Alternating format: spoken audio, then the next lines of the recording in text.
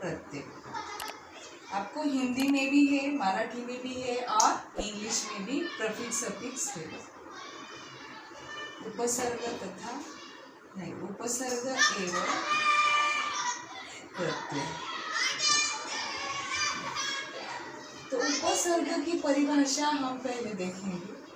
उपसर्ग की परिभाषा है, उपसर्ग शब्दों के पूर्व, शब्दों के पूर्व जो अक्षर या अक्षर समूह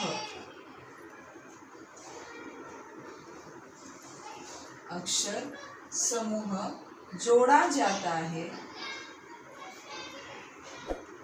उसे हम उपसर्ग कहते हैं। ठीक है, इसका हम उदाहरण देखेंगे।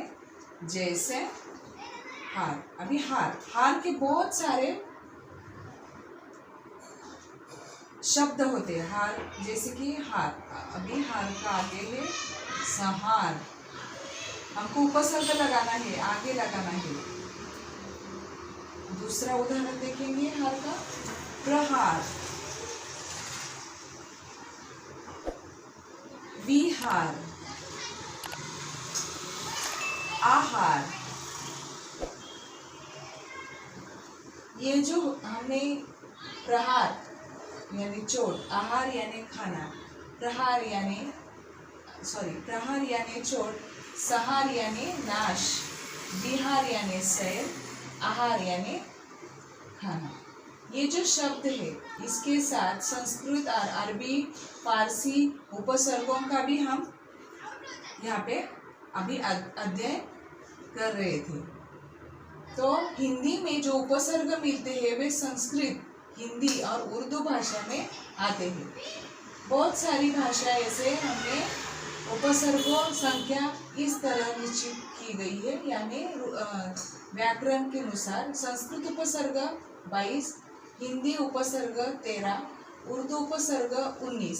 इनमें से प्रत्येक के उदाहरण हमने यहाँ पे दिए, संहार, प्रहार, विहार, आहार। ठीक है, ये आपको अच्छे से समझ में आए होंगे। आगे हम देखेंगे प्रत्यय। अभी प्रत्यय की परिभाषा हम पहले देखेंगे अच्छे से।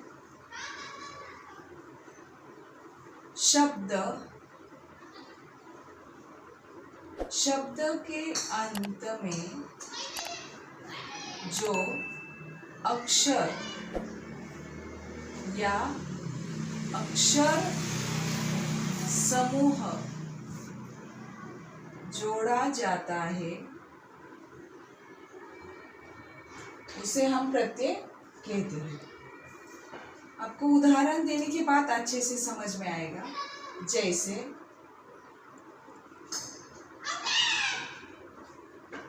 थक प्लस कान, थक प्लस आन, थकान। चित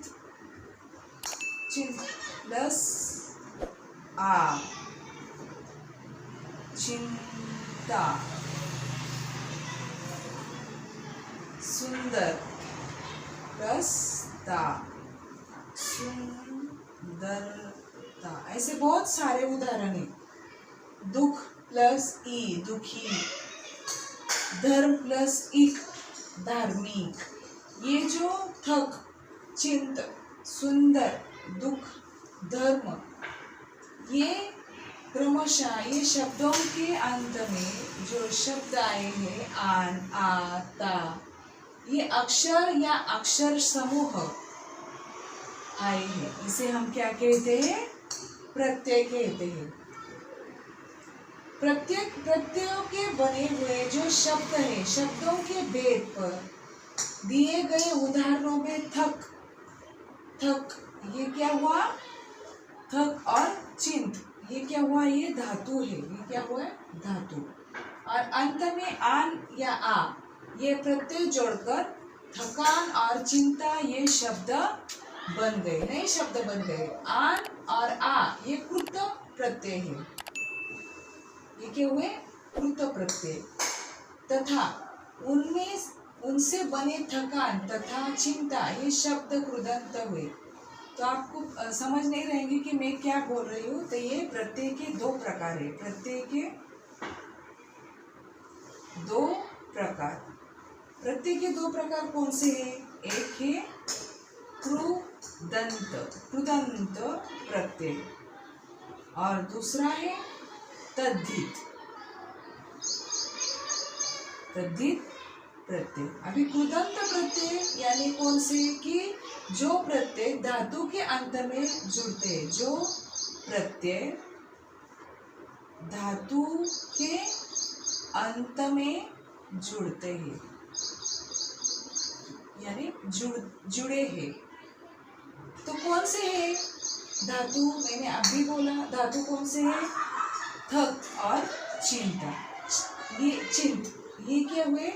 धातु के अंत में यानी आन और आ ये क्या हुए? कृदंत प्रत्यय। ये क्या हुए? कृदंत प्रत्यय।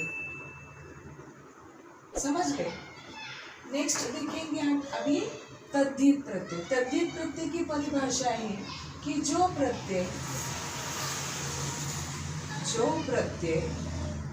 क्रिया को छोड़ शेष शब्दों में, शेष यानी बचे हुए शेष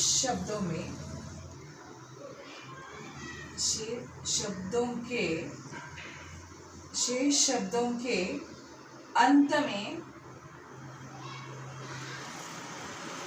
जुड़े हैं या जुड़ते हैं। तो कौन से तद्धित?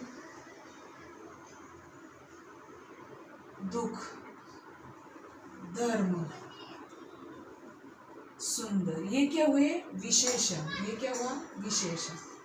और इसका हम देखेंगे दुखी ये ई दूसरी मात्रा। धार्मिक इक ये पहली मात्रा है। देखो में पे इसलिए ये पहला वाला है। सुंदरता यहाँ पे आया ता। तो यहाँ पे आपने अंत में ई इक ता ये जो देखिए ये क्या हुआ? तद्धित प्रत्यय। समझ में आए आपको अच्छे से? कृदंत प्रत्यय ये धातु के अंत में जुड़े हैं। ये धातु के अंत में जुड़ने वाले अन और आ या ता ये कृदंत प्रत्यय और तद्धित प्रत्यय